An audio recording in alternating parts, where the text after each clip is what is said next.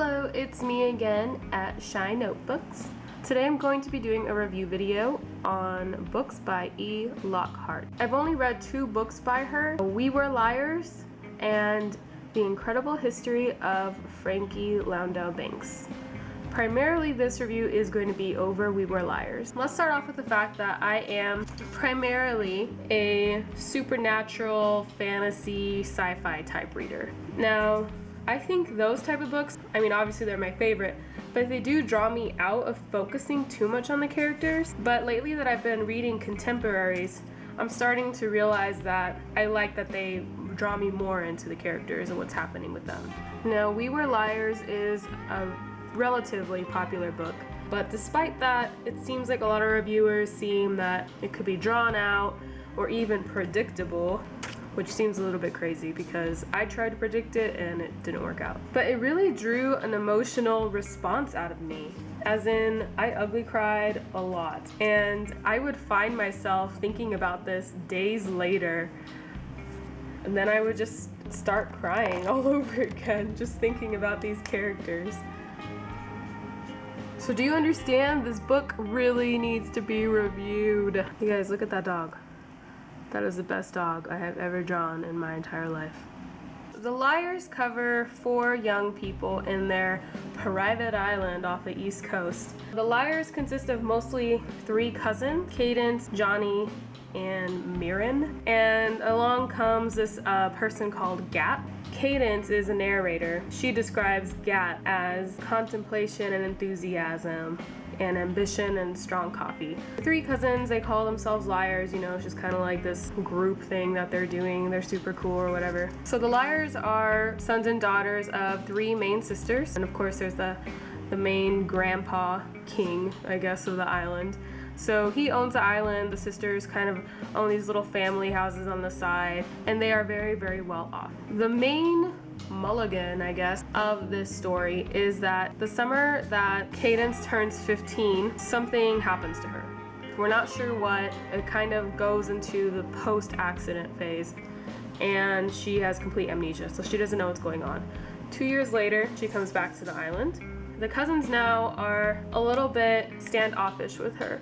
They won't tell her exactly what happened, and she's really frustrated with that. It goes over a lot of the familial drama. Sisters are upset, they don't talk about why, they're fighting over the houses, there's a lot of expectations, especially with the children, and a lot of flashbacks are also used to explain what happens to her. One of my favorite quotes about this is that silence is a protective coating over pain. To me, this book was about privileged youth who are trying to learn about themselves and their positions and making really bad mistakes. The majority of people really like this book because of the way it delves into that kind of society and modern perspectives that try to counter old money, basically. But let's go over how I'm going to review this book. For plot, I would say that this is a 3 out of 5 because it was pretty slow moving, but I found the mystery intriguing and the flashbacks were also interesting, and it really introduced you to everything that was happening. And as for the characters, I really liked them.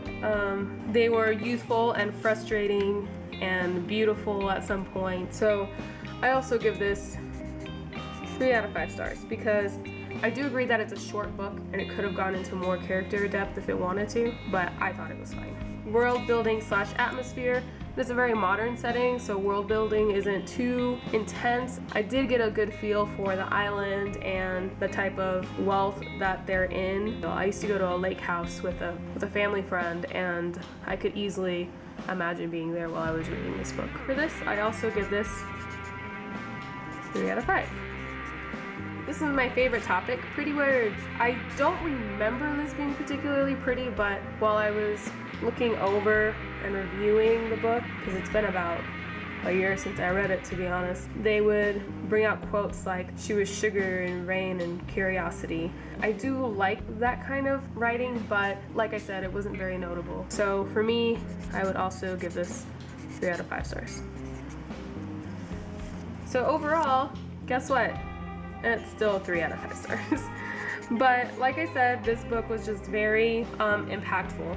and so I do recommend reading it. And I even heard there's a movie in the making, which I think would be kind of fun to see, portrayed in that kind of theatrical way. As Caitlin from Book Chat says, the way that people are portrayed is done really well. Alright, now my next book is going to be a mini review, and it was for the Disreputable History of Frankie LANDAU-BANKS. Now, I grabbed this book because I was looking for We Were Liars at the library, but they didn't have it. So I just went ahead and grabbed the next best book. I didn't even know anything about it, but it seemed okay. Surprisingly feminist, and not in like a raging, rampaging kind of way, but more subtle and realistic. It's mostly about a girl, also in a wealthy kind of atmosphere. She goes to a private school. It's almost like the Harvard of high schools. And she's more like awakening to herself and her place in society and then prejudices in her upper class world.